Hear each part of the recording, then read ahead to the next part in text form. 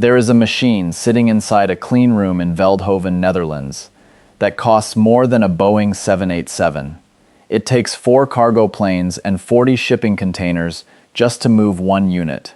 And every single advanced chip in your phone, your laptop, and the AI servers reshaping the global economy pass through a machine just like it.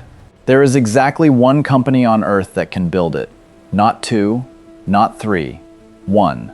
This is the story of how a Dutch company most people have never heard of became the single most important choke point in modern technology, and how it took 30 years of failure to get there. In 1965, an engineer named Gordon Moore noticed something strange happening inside the semiconductor industry. Every 2 years, engineers were managing to fit roughly twice as many transistors onto the same sliver of silicon. Twice the transistors meant twice the processing power, twice the memory, twice the capability, packed into the same physical space. This observation became known as Moore's Law, and for half a century it held up almost perfectly. It is the reason a smartphone in your pocket has more computing power than the systems that guided the Apollo missions to the moon. But by the early 2010s, engineers were running into a wall that no amount of clever design could get around. To keep doubling transistor density, manufacturers needed to print patterns onto silicon wafers that were smaller than the wavelength of the light being used to draw them. Imagine trying to paint a fingernail-sized detail using a paintbrush the size of your fist. At a certain point, the tool itself becomes the limitation, not the skill of the person holding it. The industry's existing technology, deep ultraviolet lithography, used light at a wavelength of 193 nanometers. Engineers had pushed that light to its absolute limit, using tricks like multiple patterning, where a single layer had to be exposed and etched several times just to fake a smaller resolution. It worked, but it was slow, expensive, and it was reaching a hard physical ceiling. Around 2015, the consensus inside the chip industry was blunt. Without a fundamentally new light source, Moore's Law was going to stall out, and the pace of computing progress that had defined an entire generation was going to grind to a halt. To understand why this mattered so much, you need to understand how a chip is actually built. The process is called photolithography, and at its core, it works a lot like developing a photograph. A silicon wafer is coated in a light-sensitive chemical layer. A machine then projects an intensely detailed pattern, essentially the blueprint of the circuit, through a lens and onto that coating.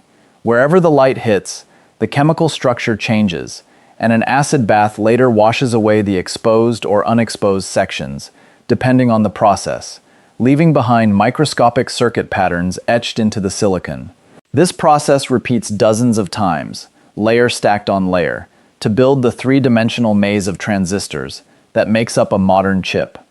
The resolution of this printing process is governed by the wavelength of the light source. Shorter wavelength, sharper detail, smaller transistors. That single physical relationship is the reason the entire semiconductor industry was staring down a wall in the 2010s.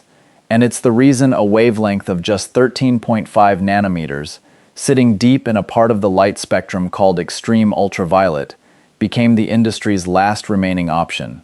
The idea of using extreme ultraviolet light for lithography did not begin in a Silicon Valley lab in the 2010s.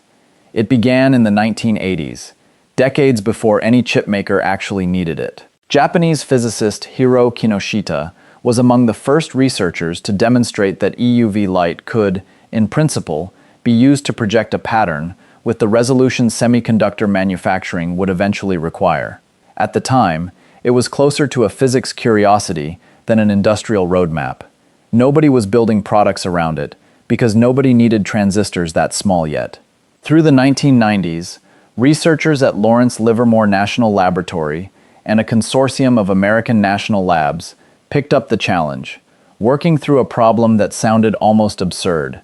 EUV light is so aggressively absorbed by nearly everything it touches, including air itself, that you cannot use traditional glass lenses to focus or direct it. The entire optical path had to be reimagined using mirrors instead of lenses.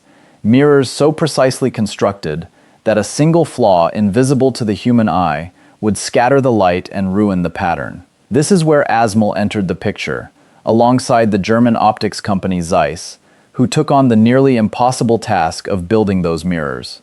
And this is where major chip makers, first among them Intel, later joined by Samsung and TSMC, stepped in as partners rather than customers, pouring billions of dollars into a technology that had no guarantee of ever working. For most of the 2000s, EUV prototypes were unreliable, painfully slow, and prone to failure. Engineers at competing companies who had tried and abandoned their own EUV programs called ASMLs continued investment reckless. Some called it a waste of money that would never pay off. ASML kept building anyway. So how do you actually generate light at a wavelength that nature does not hand you for free? The answer, once you see it, sounds more like a controlled explosion than a manufacturing process. Inside an ASML EUV machine, microscopic droplets of molten tin, each one smaller than a grain of sand, are fired through a vacuum chamber at incredible speed. A high-powered carbon dioxide laser strikes each droplet twice.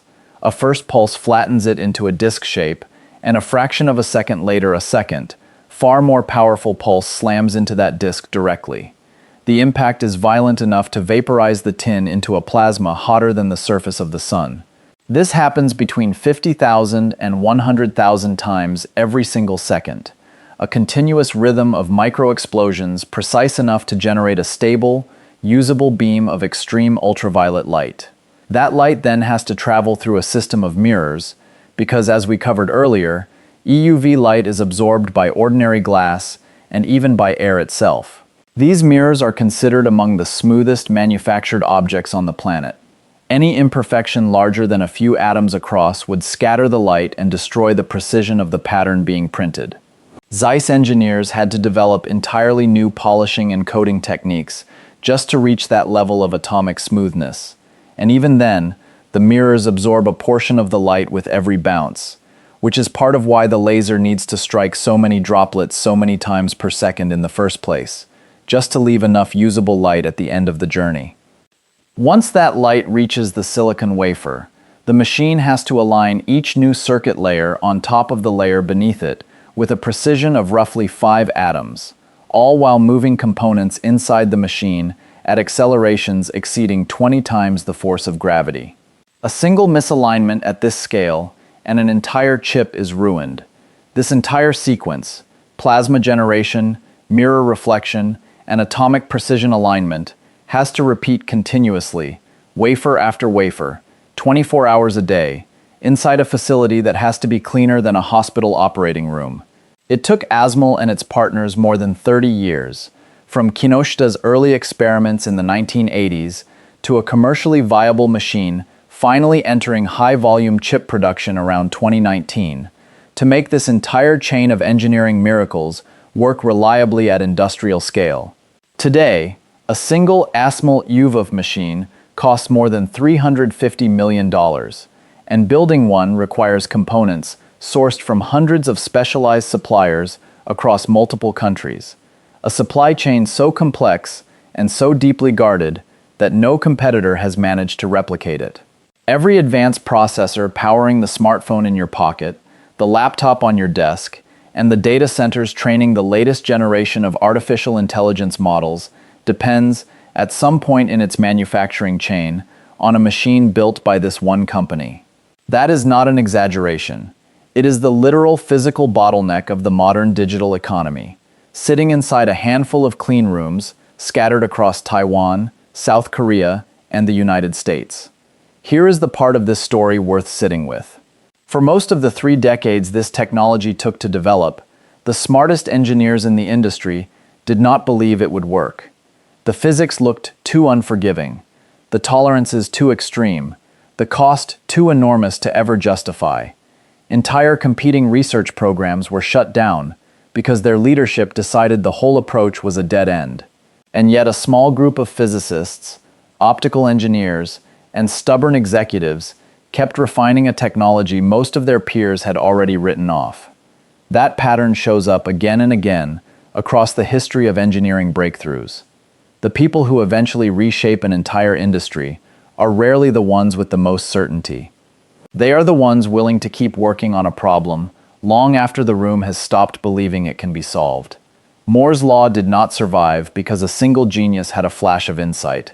It survived because a group of people treated an impossible problem as a solvable one, for 30 straight years, without a guarantee that any of it would pay off. If you want to understand the machines quietly running the modern world, this channel breaks them down like this every day, from the physics behind the technology to the decades of failure nobody talks about. Subscribe if you want to keep seeing stories like this one. And here's a question worth answering in the comments. If the entire chip industry runs through one company's machines, is that a triumph of engineering or a dangerous single point of failure for the global economy? Drop your take below. I read every comment, and some of the best ones end up shaping the next video.